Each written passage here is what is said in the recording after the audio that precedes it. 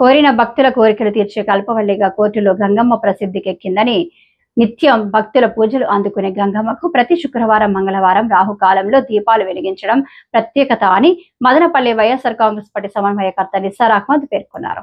కోరిన భక్తుల కొంగు బంగారంగా ఖ్యాతిగాంచిన కోర్టులో గంగమ్మను శుక్రవారం నిస్సార్ అహ్మద్ వైసీపీ నాయకులు దర్శించుకొని మొక్కులు తీర్చుకున్నారు. ఈ సందర్భంగా ఆలయ అర్చకులు కమిటీ సభ్యులు స్వాగతం పలికి దర్శన ఏర్పాట్లు చేశారు. అనంతరం జరిగిన అన్నదాన కార్యక్రమంలో నిస్సార్ అహ్మద్ పాల్గొని అన్నదానం చేశారు.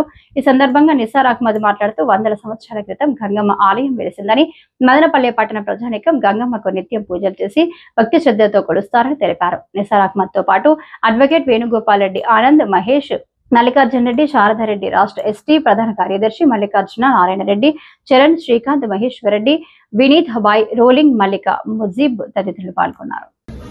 ఈరోజు మదనపల్లి వైఎస్ఆర్ శ్రేణులు మేమందరూ కలిసి యాక్చువల్లీ ప్రతి శుక్రవారం శనివారం టెంపుల్స్ పోతాము. కానీ ఈరోజు ఆ గంగమ్మ తల్లి ఇక్కడ వచ్చిందను కోట్లో గంగమ్మ తల్లి దగ్గరికి వచ్చేసి ప్రతి శుక్రవారం ఇక్కడ 10:30 నుండి 12 గంటల వరకు రాహుకాలం పూజలు జరుగుతాయి.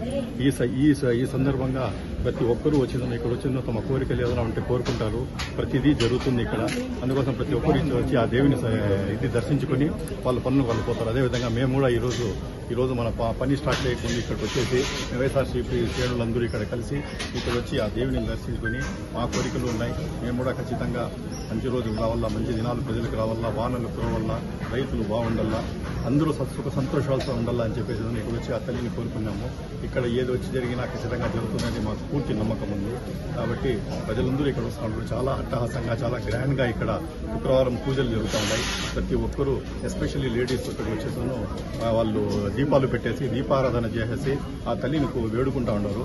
మేము కూడా ఈ శుభ సందర్భంలో ఇక్కడ ఈ దీంట్లో మనం వచ్చి పాల్గొన్నాం కాబట్టి మేము కూడా దాన్ని గర్విస్తూ ఉన్నాము. ప్రతి ఒక్కరూ ఈ అవకాశం ఉపయోగించుకొని ఇక్కడ వచ్చి వాళ్ళ కోరికలను కోరుకొని నిమ్మతో దీవెలను తీరు అని చెప్పి